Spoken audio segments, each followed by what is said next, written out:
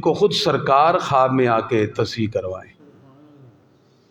سرکار کی بارگاہ میں عرض کرتے ہیں پیارے آقا بالغ العلا بکمالہ، آپ اپنے کمال کی وجہ سے بلند ترین مقام پر پہنچ گئے۔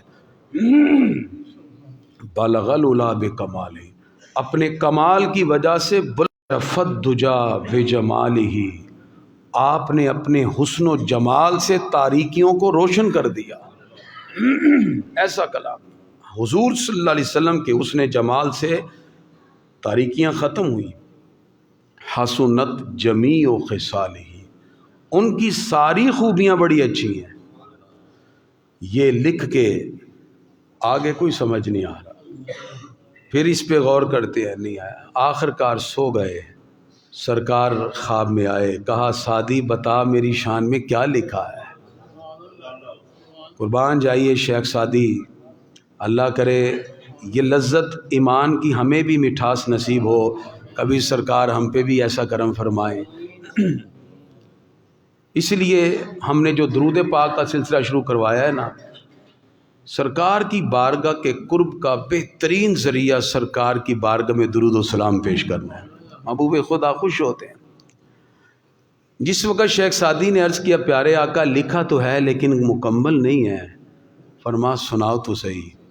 عرض کیا بلغ العلا بکمالہ، کشفت دجا بجمالہ، حسنت جمیع خصالہ۔ اب چپ ہے، کہا آگے؟ عرض کیا آگے سمجھ نہیں آ رہا، فرمایا کہو سعدی صلو علیہ وآلہ۔ یہ ہیں شیخ سعدی، کمال لکھتے ہیں۔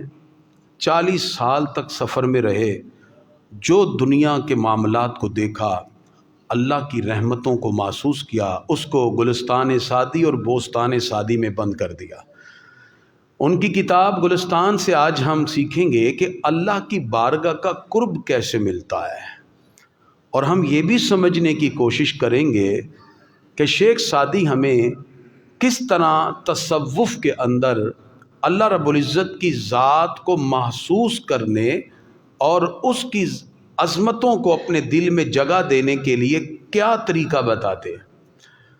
چونکہ شیخ سعدی رحمۃ اللہ علیہ نے فارسی میں یہ کتاب لکھی ہے، اس کا اردو ترجمہ مل جاتا ہے، لیکن جو لفظ شیخ سعدی اپنے قلم سے لکھیں اس کے پڑھنے کی روحانیت اپنی جگہ ہے۔ تصوف زیادہ فارسی میں ہے تو اس کی روحانیت پھر اپنی جگہ پر ہے۔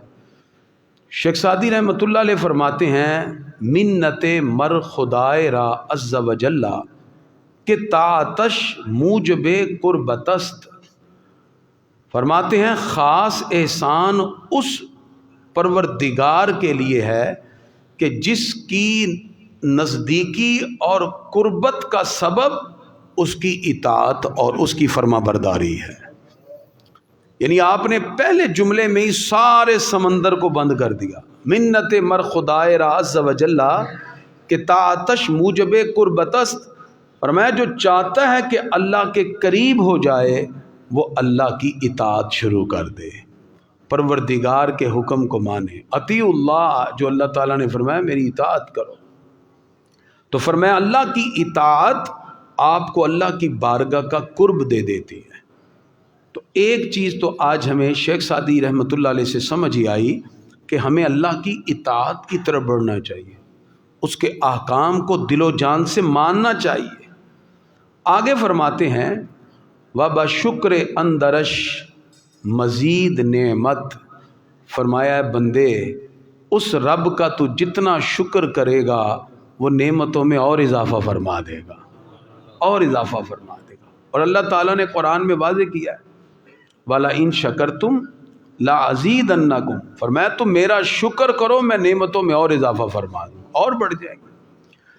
تو دو باتیں آپ کو سب سے پہلے سمجھ آئیں کہ اللہ رب العزت کی اطاعت کرنے سے بندے کو اللہ کا قرب ملتا ہے، اطاعت سے۔ اس لیے پروردگار قرآن میں فرماتا ہے وَاسْجُدْ وَاقْتَرِب، سجدہ کرتا رہے اور میرے قریب ہوتا جا۔ ہم جتنا عبادت میں اللہ کے قریب ہونا چاہتے ہیں سجدہ ریز ہو جائیں، فرمایا سجدہ کرتا رہے میرے قریب ہوتا جا، اللہ کا قرب پاتا جا۔ اب شیخ سعدی رحمۃ اللہ علیہ ہمیں ایک احساس دلاتے ہیں، فرماتے ہیں بندے اللہ کی ہر نعمت پہ شکر کرنا واجب ہے۔ کبھی رمضان کے روزے رکھ کے، تراویاں پڑھ کے، یہ سارے عمل، قرآن، اعتکاف کے بعد تیرے دل میں یہ نہ ڈال دے شیطان اور نفس کہ تو نے تو اپنے رب کی نعمتوں کا شکر ادا کر دیا، پورا مہینہ روزہ رکھا ہے۔ یہ جو نفس ہے نا، یہ ایسے انسان کو گمراہ کرتا ہے۔ تھوڑی سی عبادت کروا کے کہے گا لے تیرا تو حق پورا ہو گیا۔ شیخ سعدی فرماتے ہیں اللہ رب العزت کی نعمت کا شکر تو کیسے ادا کر سکتا ہے؟ آپ فرماتے ہیں ہر نفس کے فرو می رود ممد حیات است۔ فرمایا بندے تو صرف رب کی ایک نعمت پہ غور کر، اور وہ ہے سانس لینا۔ اللہ نے جو تمہیں ایک نعمت دی ہے نا، سانس لینا، فرمایا تو اس ایک سانس کی نعمت کا بھی شکر ادا نہیں کر سکتا۔ کیسے؟ آپ فرماتے ہیں جو سانس آپ لیتے ہیں اس میں اللہ کی دو نعمتیں ہیں۔ ایک سانس میں کتنی نعمتیں ہیں؟ دو۔ فرمایا دو نعمتیں ایسے ہیں وچوں برمی آیت مفرزات۔ فرمایا جب آپ سانس لیتے ہو، ہر نفسے کے فرو می رود ممد حیات است، جب سانس لیتے ہو تو آپ کو سکون ملتا ہے، فرح ملتی ہے، تفریح ملتی ہے، طبیعت خوش ہو جاتی ہے۔ جب آپ سانس لیتے ہو تو آپ کی شخصیت کے اندر ایک خوبصورت احساس پیدا ہوتا ہے سانس آنے سے، اور جب سانس باہر نکلتا ہے تو جسم کی کثافتیں خارج ہو جاتی ہیں۔ سانس لینے میں راحت اور نکالنے کے اندر آپ سانس کو روک کے دیکھیں، تھوڑی دیر میں پتہ چل جائے گا۔ تو فرمایا جب سانس لیتے ہو یہ بھی اللہ کی ایک نعمت ہے، جب سانس نکالتے ہو تو یہ بھی اللہ کی نعمت ہے۔ اور بندہ دن میں تقریباً 24,000 سانس لیتا ہے۔ کتنے جی؟ 24,000۔ ایک سانس میں دو نعمتیں ہیں تو 24,000 کو ڈبل کریں تو کتنے ہو گئے؟ 48,000 شکر آپ پر صرف سانس کے ایک دن میں لازم ہوتے ہیں، صرف سانس میں۔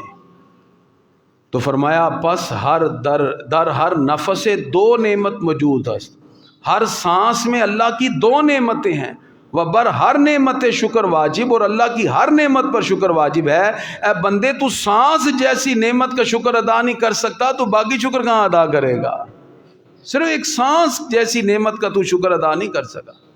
اس لیے جتنی عبادت کرتے جائیں اتنے ہی عاجز ہوتے جائیں، جتنا ہی آپ اللہ رب العزت کی بارگاہ کے قرب کے لیے نوافل پڑھیں، عبادت کریں، قرآن پڑھیں، آپ اعتکاف بیٹھیں، اتنا ہی جھکتے جائیں اور کہیں یا اللہ میں تیری بارگاہ کی نعمتوں کا شکر ادا کر ہی نہیں سکا۔ یہ ہے شیخ سعدی رحمۃ اللہ علیہ کی فلسفی۔ آپ فرماتے ہیں بندے ہر نعمت پہ شکر ادا کر، لیکن کیسے تو ادا کر سکتا ہے؟ پروردگار نے تجھے اتنی نعمتیں عطا کی۔ شیخ سعدی فرماتے ہیں کہ میں جب اللہ کے دین کے لیے نکلا، ایسا وقت بھی آیا ایک مرتبہ میرے پاؤں میں جوتا بھی نہیں تھا، ننگے پاؤں جا رہا ہوں، تو میرے دل میں خیال آیا کہ یا اللہ تیرے دین کے لیے نکلے ہیں، پاؤں میں جوتا تک نہیں ہے۔ آپ فرماتے ہیں یہ سوچ کے میں ابھی آگے بڑھا تو مسجد میں داخل ہوا تو آگے ایک بندہ بیٹھا تھا جس کے پاؤں ہی نہیں تھے۔ آپ فرماتے میں اسی وقت سجدے میں گر کے رو پڑا، یا اللہ مجھے نفس کا یہ دھوکہ تھا، مجھے معاف کر دے، تیرا کروڑا شکر ہے تجھے مجھے پاؤں تو عطا فرمائے۔ یہ ہے نفس کا دھوکہ، انسان کو کیسے ورگلاتا ہے؟ کہتے میں نے شکر ادا کیا، پروردگار تیرا کروڑا شکر ہے کہ تُو نے پاؤں تو دیے ہیں۔ اس لیے شیخ سعدی فرماتے ہیں از دست و زباں کے بر آید کز عہدہ شکرش بدر آید۔ فرماتے ہیں کہ اے انسان کس کا ہاتھ اور زبان سے ہو سکتا ہے کہ اس کے شکر کی ذمہ داری پوری کر سکے؟ کون ہے جو یہ کہہ سکتا ہے میں نے اللہ کی ہر نعمت کا شکر ادا کر دیا؟ فرمایا تو سانس جیسی نعمت کا شکر ادا نہ کر سکا، اے بندے تو باقی شکر کیسے ادا کرے گا؟ اعملو آل داود شکورا۔ فرمایا اے آل داود، اعملو آل داود شکرا، آل داود تم شکر ادا کرو۔ وقلیل من عبادی الشکور، اور میرے بندوں میں سے کام ہی ہیں جو شکر ادا کرتے ہیں۔ زیادہ طور پر نعمتیں کھائی جاتے ہیں اور اللہ رب العزت کی بارگاہ کا شکر ادا نہیں کرتے۔ شیخ سعدی رحمۃ اللہ تعالی علیہ اس مقام پر جو فلسفی ہمیں سمجھا رہے ہیں وہ یہ ہے کہ بندے کو اللہ کی بارگاہ میں شکر ادا کرتے رہنا چاہیے۔ اب اس کے شکر ادا کرنے کا ایک طریقہ یہ ہے کہ ہم اللہ تعالیٰ سے توبہ اور استغفار کریں، اور میں سمجھتا ہوں یہ رمضان پتہ نہیں اگلی زندگی میں ملنا ہے کہ نہیں ملنا۔ جتنے لمحے باقی رہ گئے آخری عشرے کے، کثرت سے استغفار کریں۔ شیخ سعدی فرماتے ہیں بندہ ہماں بہ کز تقصیر خیش عذر بدر گاہ خدا آورد، بندہ وہی بہتر ہے جو اپنی کوتاہی کا عذر رب کی بارگاہ میں پیش کرتا ہی رہے، کرتا ہی رہے، کرتا ہی رہے۔ وہ ساری رات کھڑا ہو کے نفل پڑھے اور صبح سر سجدے میں رکھ کے کہے یا اللہ میں تیری عبادت کا شکر ادا نہیں کر سکا، میں تیری نعمت کا شکر ادا نہیں کر سکا۔ کہیں یہ نہ ہو کہ کثرت عبادت سے اس کے دل کے اندر ایگو پیدا ہو جائے، انانیت آ جائے اور وہ سمجھے کہ شاید میں نے رب کی بڑی عبادت کر لی، میں نہ، ورنہ سزا وار خدا وندیش کس نہ تواند کے بجا آورت۔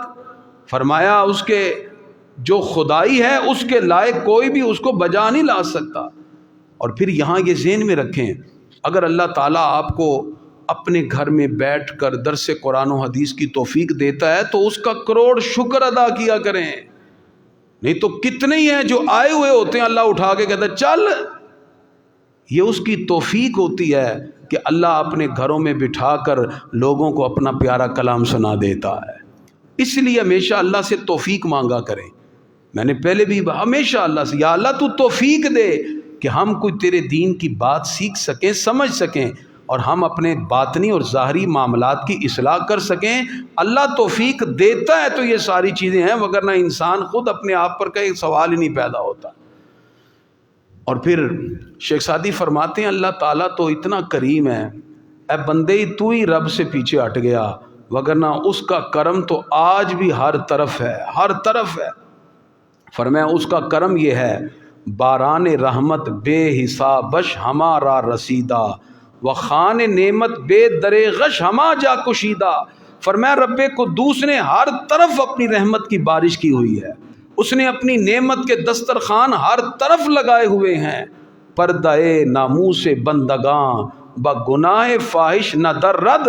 فرمایا اس کا کرم دیکھو کہ بڑے سے بڑا گناہ گار بھی ہو اللہ دنیا میں اس کے گناہ کا پردہ چاک نہیں کرتا، بڑے سے بڑا گناہ گار بھی ہو اللہ دنیا میں اس کے گناہوں کے اوپر پردہ ڈال دیتا ہے۔ اور میں اس کا کرم دیکھو وظیفہ روزی بخطائے منکر نہ برد۔ فرمایا دیکھو کبھی تم اس کی نافرمانی کرتے ہو تو اس نے کبھی روزی دینے میں تمہیں کمی کی ہے؟ آپ کہیں جاب کریں اور کام نہ کریں، ایک دو دن کے بعد وہ کہے گا جو تو کام ہی نہیں کرنا تھے تنو تنخواہ کہے تھے نہیں چل نکلے تو۔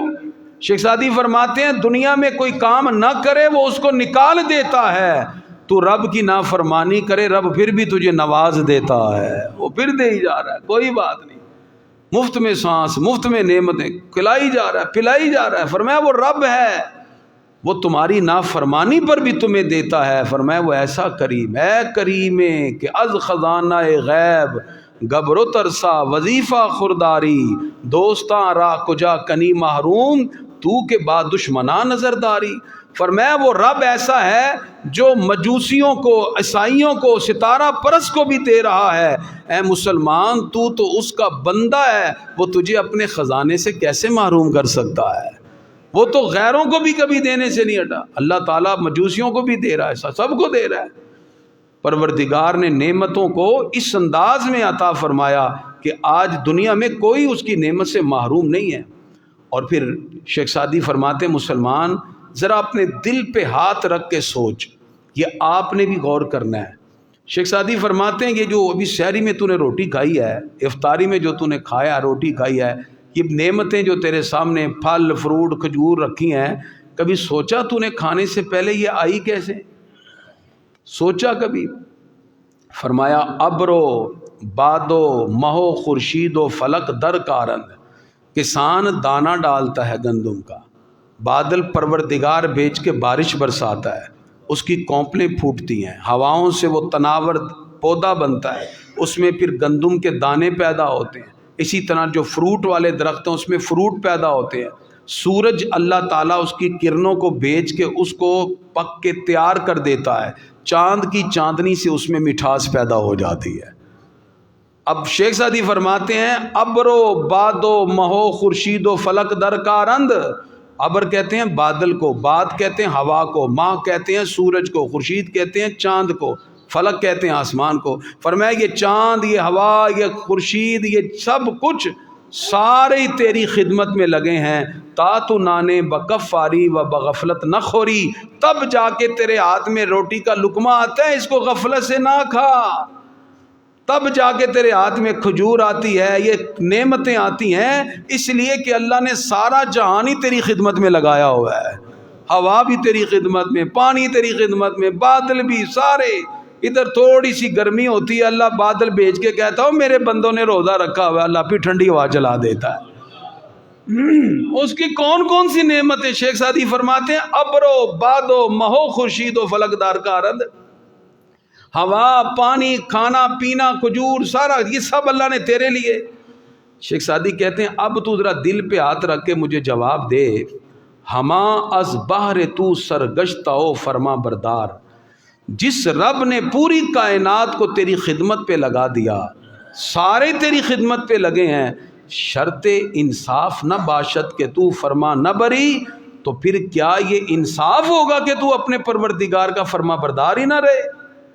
فرمایا وہ تو تیرے لیے پوری کائنات کو فرما بردار بنا کے بٹھا دیا، ہر ایک تیری فرما برداری میں لگا ہے۔ فرمایا یہ کوئی انصاف نہیں ہے کہ تو اپنے رب کی نعمتیں کھاتا جا اور اس کی بارگاہ میں اپنا سر ہی نہیں جھکا رہا، اس کی بارگاہ میں بیٹھنے کے لیے تیرے پاس 10 سے 15 منٹ نہیں ہے۔ یہ کیسی انصاف کی بات ہے؟ شرط انصاف نہ باشد کہ تو فرما نہ بری، جس کی نعمتیں کھا کھا کے یہاں تک تو پہنچا ہے، اس رب اور اس پروردگار کے لیے تیرے پاس وقت ہی نہیں۔ شیخ سعدی فرماتے ہیں انسان ذرا اپنے دل پہ ہاتھ رکھ کے سوچ، اس میں ایک پیغام یہ بھی ہے کہ یہ مسجدیں صرف رمضان کے لیے نہیں بنی، رمضان گزر بھی جائے تو نعمتیں تو پھر بھی ہم رب کی کھاتے ہیں، ہمیں پھر بھی اللہ کے گھر میں آ کے اپنی گردن کو جھکانا ہے، ہم نے پھر بھی اس کی اطاعت کرنی ہے اور پھر بھی اس کی نعمتوں کا شکر ادا کرنا ہے۔ آخری بات جو شیخ سعدی نے ہمیں پیغام دیا، اور میں چاہوں گا کہ سب لوگ اس کو ذہن میں بٹھا کر، آخری اشرہ ہے، ادھر سے دل سے دعا کریں، وہ بڑا کریم ہے، بڑا ہی رحیم ہے، سمندر کی جھاگ کے برابر بھی گناہ ہو نا، اللہ تعالیٰ کی بارگاہ میں بندہ سچے دل سے پکارے وہ معاف فرما دیتا ہے۔ سمندر کی جھاگ کتنی ہے، اس لیے انسان کو ہمیشہ اپنی بندگی کا اظہار کرتے رہنا چاہیے۔ شیخ سعدی فرماتے ہیں کہ یکے از بندگان گناہگار پریشان روزگار، دست انابت با امید اجابت بدرگاہ خداوند جل وعلا بروارد۔ فرمایا ایک بندہ گناہ کر بیٹھا اور گناہ پر اس کو ندامت محسوس ہوئی، اللہ کی بارگاہ میں امید کر کے اپنے ہاتھ اٹھا لیے، یا اللہ تو ہی معاف کرنے والا ہے، ایزد تعالی درو نظر نہ کند، اللہ نے اس کی طرف نظر رحمت نہ کی، نظر رحمت نہ کی، بازش بخاند بار دیگر اعراض فرماید، لیکن وہ بھی نہیں ٹلنے والا، اس نے کہا یا اللہ تیری بارگاہ کے علاوہ کوئی بارگاہ ہے جہاں میں جاؤں؟ وہ پھر اللہ کی بارگاہ میں ہاتھ اٹھا دیتا ہے، بازش بتدر و زاری بخاند، پھر اس نے گڑ گڑا کے اللہ سے معافی مانگنا شروع کر دی اور اس کی بارگاہ میں رجوع کیا۔ شیخ سعدی فرماتے ہیں حق سبحانہ و تعالی گوید، اللہ فرشتوں سے کہتا ہے یا ملائکتی، اے میرے فرشتوں، قد استحییت من عبدی، مجھے اپنے بندے سے حیا آتی ہے، ولیس لہ غیری، کیا میری بارگاہ کے علاوہ اس بندے کا کوئی اور آسرا ہے؟ اے فرشتوں مجھے اس بندے سے حیا آتی ہے، دعوتش را اجابت کردم، یہ مجھ سے گناہوں سے معافی مانگ رہا ہے، میں اس کو معاف نہ کروں؟ فرشتوں تم گواہ ہو جاؤ میں نے اس کے گناہوں کو معاف فرما دیا۔ اور اللہ فرماتا و امیدش برا وردم کہ از بسیار دعا و گریہ بندہ ہمیں شرمدارم، کہ اس نے میری بارگاہ میں ہاتھ اٹھا کے رو رو کے مانگ رہا ہے، اللہ تعالیٰ کو حیا آتی ہے کہ بندے نے ہاتھ اٹھا دی اور میں اس کو معاف نہ کروں۔ آخری جملہ آج کا درس ختم، شیخ سعدی فرماتے بندے ذرا سوچ، گناہ اس نے کیے، اس نے اللہ رب العزت کے اصولوں کو توڑا، گناہ کیے، سب کچھ کیے، لیکن جب اس نے ہاتھ اٹھا لیے تو حیا پروردگار کو آئی۔ گناہ کون کر رہا ہے؟ بندہ۔ حیا کس کو آ رہی ہے؟ اللہ کو۔ فرمایا کرم بین، اے بندے اس کا لطف و کرم دیکھ، و لطف خدا بندگار، گناہ بندہ کر دست و او شرمسار، بندہ گناہ کر رہا ہے، پروردگار کو حیا آتی ہے کہ میں اسے معاف نہ کروں۔ اے بندے تو بندہ ہو کے گناہ کرتا رہا، تیرا پروردگار آج بھی تیرے گناہوں کو معاف کرنے کے لیے ہے۔ انسان اپنی گردن کو جھکا لے اور اس کی بارگاہ میں توبہ اور استغفار کرے، سوال ہی نہیں پیدا ہوتا کہ پروردگار کی طرف سے رحمت کے آثار نہ آئیں۔ اس کے لیے ہمیں اپنے آپ کو تیار کرنا ہے، کیونکہ لیلۃ القدر قریب ہے۔ 27ویں شب سے پہلے جو حقوق ہیں ادا کر دیجئے، پھر اللہ کی بارگاہ میں تڑپ کے گزارش کیجئے۔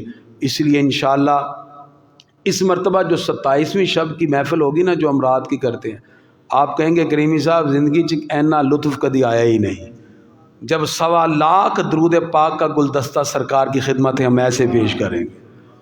تو الحمدللہ باقی مساجد میں بھی پڑھا جا رہا ہے، آپ بھی درود ابراہیمی کو 1.25 لاکھ کی تعداد انشاءاللہ ہم نے پوری کرنی ہے، زیادہ انشاءاللہ ہو جائے گا تو ہم سب کے سب 27ویں شب کو پیش کر کے اللہ کی بارگاہ میں عجز و انکساری سے دعا کریں گے۔ آپ بھی اسی انداز میں اپنے تمام کے تمام قصور کو آگے رکھتے ہوئے اس کی بارگاہ سے طلب کیجئے، اس کی رحمتیں بے کراں ہیں۔ اللہ تعالی ہم سب کو حضور صلی اللہ تعالی علیہ وسلم کی شریعت کا سچا مطیع اور فرما بردار بنا دے۔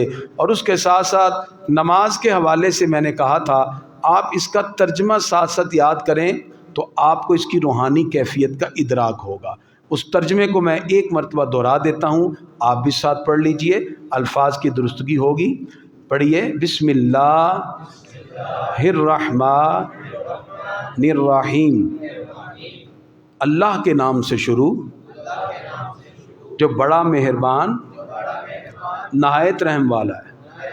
نماز پڑھتے ہوئے یہ پوری رحمت آپ کے ذہن میں ہو اور اللہ کی بارگاہ میں ایسے عرض کرنا ہے، الحمدللہ، سب تعریفیں اللہ کے لیے، رب العالمین، جو سارے جہان کا پروردگار ہے، الرحمن الرحیم، بڑا مہربان نہایت رحم والا ہے،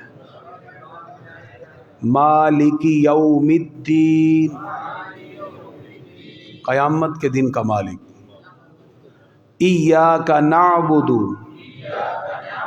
ہم تیری عبادت کرتے ہیں، وَإِيَّاكَ نَسْتَعِينُ، اور تجھی سے مدد مانگتے ہیں، اهدنا الصراط المستقیم،